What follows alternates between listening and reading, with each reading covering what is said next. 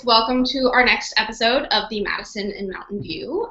We are here with a very special guest, Melissa Alum from the Hive in Philly, and also from a content publishing platform that I can't wait to question her about because of the Madison and Mountain View being our content platform. So I can't wait to hear some tips and tricks from you, Melissa. So just take a second and kick things off. Introduce yourself. Tell us kind of some fun facts about you. Cool. My name is Melissa. I live in Philadelphia. I went to college here, and after I graduated, I went down the digital marketing route, and I recently opened a few of my own businesses. So I opened the Hive, which is Philadelphia's first co-working space for women, and then I have an online magazine called Femme and Fortune, and that's where we create content for ambitious women. There's articles, tips, resources for women. So definitely on an empowerment, female empowerment kick. And I guess fun facts, love photography, and I love soccer, so. Very yep. Cool.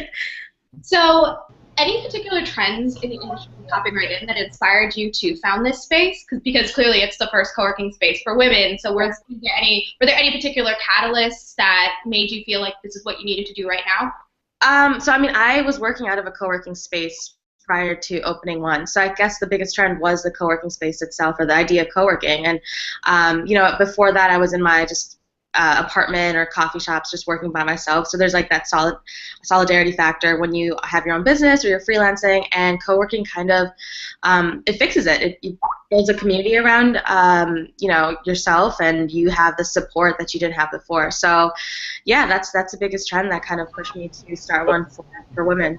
I'd be curious, like, have you seen, what are the specific sort of advantages that you've seen to having it be, like, just female-focused, you know, within the space? Like, are there, I guess, what are the sort of the biggest differences that you notice, like, amongst the entrepreneurs and these sort of atmosphere? I mean, I'm just very curious, obviously. Yeah, I'd say just the fact that you can come in and feel supported by other like-minded women.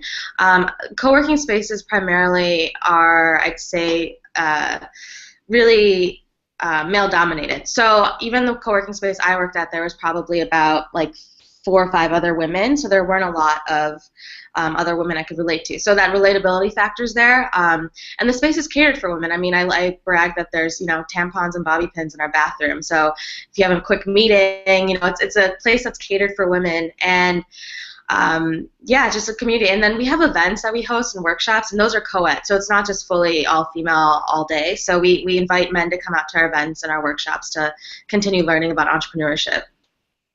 Cool. And what kinds of companies use your space? Like, which one? Are there varied industries represented in the space?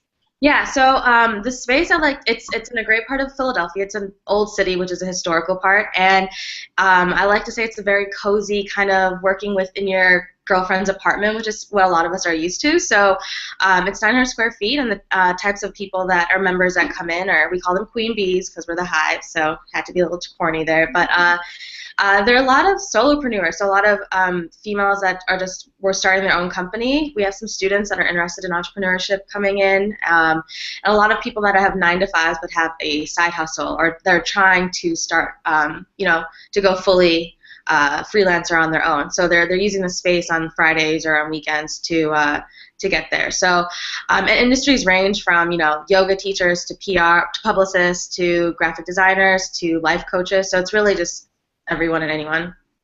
Very cool. And something that we talk about very often within our company, I mean, it's not very evident right now because it's me and Chris on the Hangout, but if you were here with the entire company, you'd notice that we're basically all women. So we talk a lot about gender equality in the startup world and kind of how far we are from that. Our co-founder Gina Waldhorn has given a keynote before about, you know, founding a company in heels, and kind of just the gender challenges that she's faced. So just kind of, what is your perspective on gender equality in the startup world, and how far do you think we are from that? So one of the reasons why I've kind of dived into this this role that I'm in now is because like 2 years ago I wanted to go to a startup conference here in Philadelphia, and I looked at the list of speakers, and they were all male, and I just was so confused. I was, I don't know, 24, and I was like, who am I supposed to relate to at these conferences in terms of like a female role model or mentor?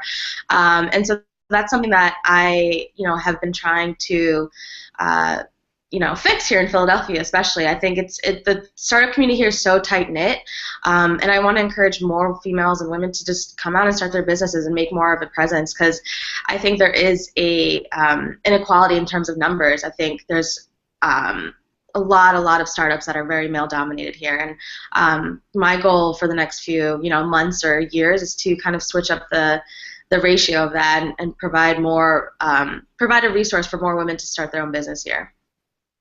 Cool. Yeah, we could definitely use a Hive here in New York, even though we probably have to work from somewhere else. What are some key learnings that you've found while building the Hive? Just kind of, because I don't really know much about building a co-working space. Mm-hmm. So just kind of for those people out there who would want to build one, what are some tips and tricks? Number one trick: build a community first. I think that's so I had my online magazine Femme and Fortune since the summer of 2013, so I already had kind of my foot into this world of empowering women and providing a resource for them. So number one, I'd say build a community. You don't want to open up a space and have no members sign up because they don't know who you are or what your goals or mission are. So yeah, build a community around that and be very open to everyone's opinions. I think co-working is such a close-knit community that you want to feel like you're valued as a coworker, and you want to feel like you have your opinion matters. So definitely just listen to members and other people to build this community space, because what it is in the end a community space. So you don't want to be just single-minded when it comes to serving the needs of this space for your own purposes. So be open-minded and build a community. What do you see as sort of the next steps, after the co-working space? Do you have other things that you want to build on top of this that you think would be supportive of that community? Yeah, so we have a few larger initiatives that are in the works right now. So we just launched a mentorship program.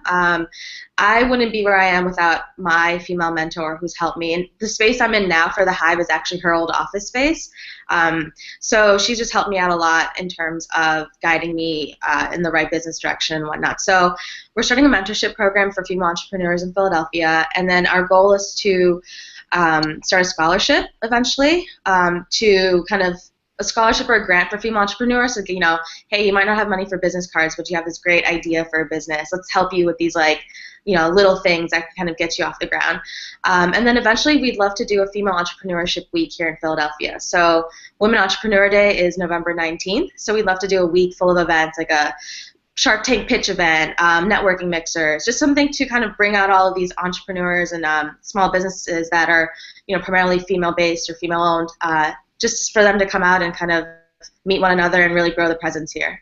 And eventually I'd love to take this national to a few other cities. So Philadelphia is kind of like my testing grounds right now, and then hopefully one day Paris or something, we'll see. So awesome. Yeah. In Paris.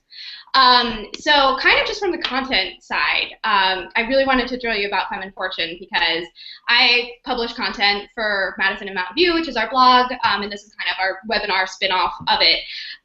So just kind of as from content publisher to content publisher, what are some thoughts that you have about building content? What are some pieces that you've seen people really react well to? Yeah, so I started Femme and Fortune because I wanted something bigger than just my own blog I had at the time, and I've always wanted to work for a magazine, so I said, why not just start one online, because I knew how to use WordPress and whatnot. So it's been 2 years coming this summer of having Femme and Fortune live, and I think the biggest lessons I've learned is what the voice is. It was always a side project for myself, so I never really dedicated full-time status to it. But I've always been trying to figure out who is this reader that's coming back to the site. What do they want to read?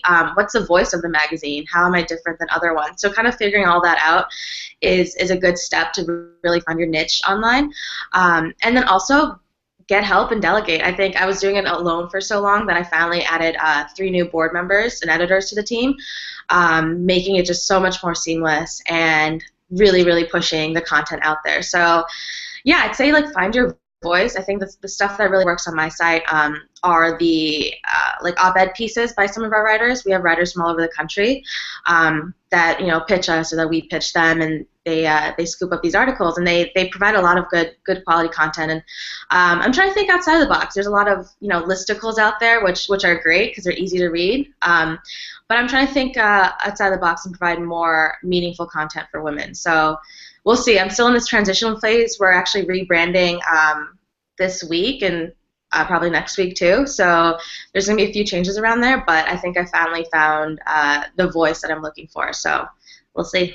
Cool. Yeah. No, I've seen a lot of those lists out there, like with BuzzFeed, et cetera. I'm sure that everybody knows about it. And so trying to kind of transition my style to that, but like I'm a very wordy person, so kind of paring it down to that readable, and also inserting GIFs. Yeah. There's like an ongoing debate on how you pronounce that. But yeah, those are like two major updates in content creation I've seen lately that we're trying to kind of use ourselves. Yeah, I also think it's important to take things off screen as well. So you have the content online, but having local like meetups or events to kind of bring everyone together. That's also what we're working on, or like an event series too. We've had a few events in the past that have been successful. So taking things offline and actually meeting someone in real life is kind of our goal this year. Like instead of being behind this Instagram facade that you might have or whatnot. So yeah, we're working on some events here. Cool. Awesome. Well, let us know because we may travel to Philly. We were just in Philly a few weeks ago, so keep us posted. Anyway, thank you so much for joining us. We're gonna wrap it up, but we really hope that you expand to New York and Paris. Definitely keep me posted. I know. And thank you so much for joining us. Thank you guys so much. And have a great rest of the day. Bye. You too. Absolutely. Very good meeting, Melissa. Thank you. Bye.